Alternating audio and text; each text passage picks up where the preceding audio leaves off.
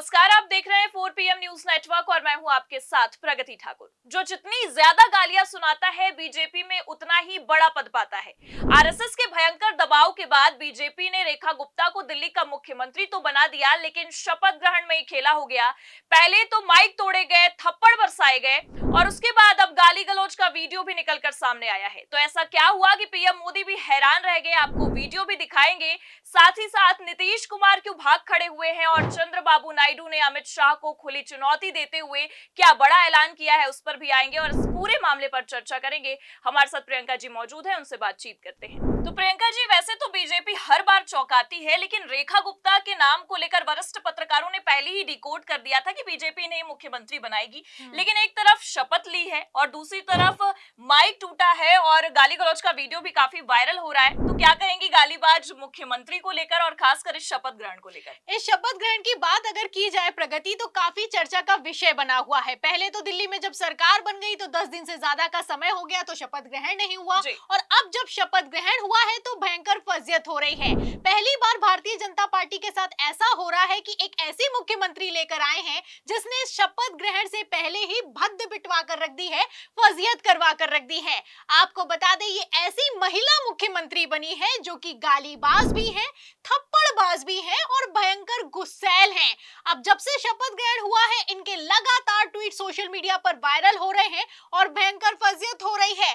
आपको बता दें, खबरें चलाई जा रही हैं कि जिन्हें मुख्यमंत्री बनाया गया है वो तो दूसरे मुख्यमंत्रियों को ही गाली देती थी, अब इनका क्या ही किया जाए। आपको बता दें, ये पहले जो रेखा गुप्ता है, इन्होंने केजरीवाल को भर भर कर गालियां सुनाई और ये कोई अंदर की बात नहीं है, इन्होंने बाकायदा ट्वीट कर करके गालियां सुनाई, ऐसी अभद्र भाषा का इस्तेमाल किया जिसे हम अपनी बातचीत के समय इस्तेमाल तक नहीं कर सकते हैं। अब वही ट्वीट सोशल मीडिया पर वायरल हो रहे हैं, खबरें बनाई जा रही हैं। आप देख सकती हैं कि रेखा गुप्ता की एक तरफ तस्वीर लगाई गई है और नीचे ट्वीट लगाया गया है। इसमें साफ लिखा हुआ है कि केजरीवाल अपना जन्मदिन कभी नहीं मनाता, उन्होंने अपनी मां से घटना का वीडियो मांगा था जिसे वो नहीं दे सकी थी।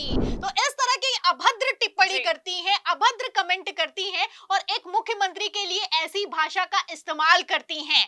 अब खुद मुख्यमंत्री बन गई हैं तो फजियत हो रही है। आपको बता दें, इकलौता ट्वीट नहीं है, अगर इनका ट्विटर अकाउंट खंगाला जाए तो ट्वीट्स की भरमार है। आपको बता दें, जब से ये ट्वीट वायरल हुए हैं, लगातार रेखा गुप्ता के ट्विटर अकाउंट से इन ट्वीट्स को डिलीट किया जा रहा है, लेकिन फिलहाल ये ट्वीट वायरल हो चुके हैं। एक और मैं आपको पढ़कर सुनाती हूँ जिसमें तो सारी की सारी मर्यादा पार हो चुकी है, गाली गलौज की गई है। आप देख सकती हैं, रेखा गुप्ता लिखती है कि दिल्ली तेरे बाप की नहीं है अरविंद केजरीवाल, जो तू यहाँ मुख्यमंत्री बनकर बकवास कर रहा है, दिल्ली जनता की है और जनता ही तुझे तेरी माँ के कोख में वापस भिजवाएगी।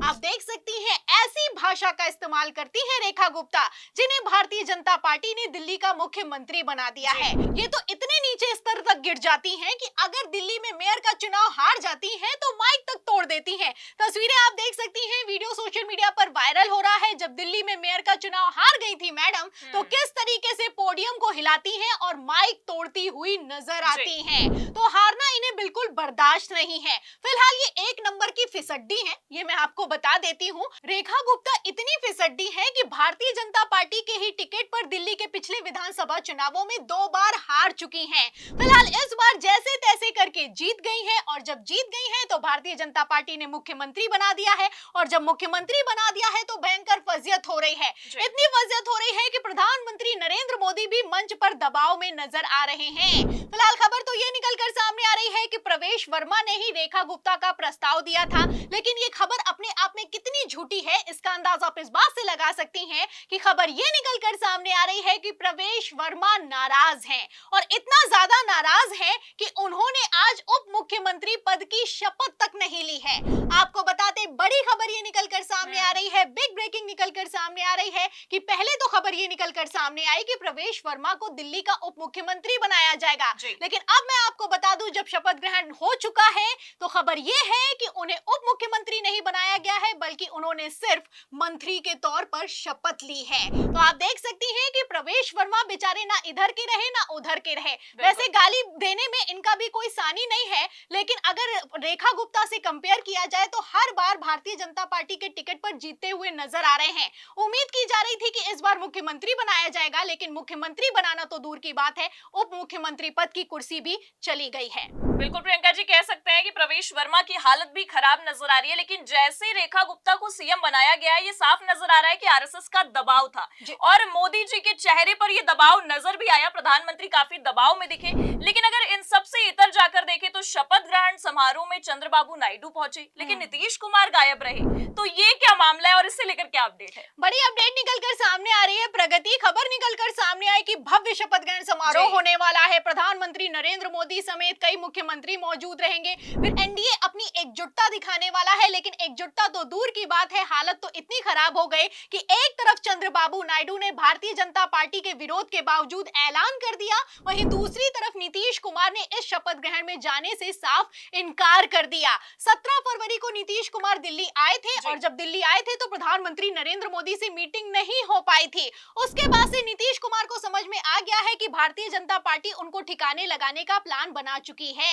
ऐसे में आप देख सकती हैं कि बुलावे के बावजूद भी नीतीश कुमार दिल्ली में शपथ ग्रहण में शामिल नहीं हुए हैं। फिलहाल नीतीश कुमार तो नहीं पहुंचे हैं, लेकिन चंद्रबाबू नायडू पहुंचे हैं और चंद्रबाबू नायडू तब पहुंचे हैं जब उन्होंने ठीक एक दिन पहले भाजपा के विरोध के बावजूद ऐलान करते हुए आंध्र प्रदेश में कह दिया कि रमजान के महीने में मुस्लिम कर्मचारियों को जल्दी छुट्टी दी जाएगी। आपको बता दें प्रगति, यहीं पर पेच फंस गया है। 18 फरवरी को तेलंगाना के मुख्यमंत्री ने ऐलान किया कि जो रमजान का महीना है इसमें मुस्लिम कर्मचारियों को 4 बजे छुट्टी दी जाएगी। जब तेलंगाना के मुख्यमंत्री रेवंत रेड्डी ने यह कहा तो भारतीय जनता पार्टी ने इसका पुरजोर विरोध किया। कहा कि ये लोग तुष्टीकरण की राजनीति करते हैं, मुसलमानों की राजनीति करते हैं। अगर मुस्लिमों को छुट्टी देनी है तो हिंदुओं को भी देनी चाहिए। बीजेपी एक तरफ विरोध कर रही है, वहीं दूसरी तरफ आप देखिए कि चंद्रबाबू नायडू खेल गए हैं। चंद्रबाबू नायडू ने कहा कि हम भी छुट्टी देंगे। आप देख सकती हैं कि नायडू अपना मुस्लिम वोट बैंक बचाने के लिए भारतीय जनता पार्टी की सुनने वाले नहीं है। ऐसे हालातों में वक्फ बिल का क्या होगा, इस पर भी सवालिया निशान है, क्योंकि नीतीश कुमार की तो बोलती बंद है, लेकिन चंद्रबाबू नायडू ने आंखों में आंखें डालकर तगड़ा विरोध कर दिया है। बिल्कुल कह सकते हैं कि लगातार विरोध देखा जा रहा है भारतीय जनता पार्टी के गठबंधन के अंदर ही, एनडीए के अंदर ही दिख रहा है विरोध। लेकिन फिलहाल जो चर्चा है वो दिल्ली की है, क्योंकि रेखा गुप्ता अब दिल्ली की मुख्यमंत्री बन गई हैं। तो आगे देखना दिलचस्प होगा कि दिल्ली का भविष्य क्या होता है। आपने भी इस पर पूरी जानकारी दी, आपका बहुत बहुत शुक्रिया हमारे साथ जुड़ने के लिए। तो एक तरफ शपथ हुई है, दूसरी तरफ फजीहत हो रही है। आरएसएस ने दबाव बनाया है और बैसाखियों ने भी धोखा दे दिया है। तो ऐसे में दिल्ली में मोदी की कुर्सी का क्या होगा, मुख्यमंत्री का क्या होगा, आपको क्या लगता है और एनडीए का भविष्य किस तरफ जा रहा है? अपनी राय कमेंट करके जरूर बताएं। हमारी बातचीत कैसी लगी, लाइक और शेयर जरूर करें और चैनल पर नए हैं तो सब्सक्राइब और ज्वाइन करना भी ना भूलें। देखते रहिए 4PM न्यूज नेटवर्क। नमस्कार।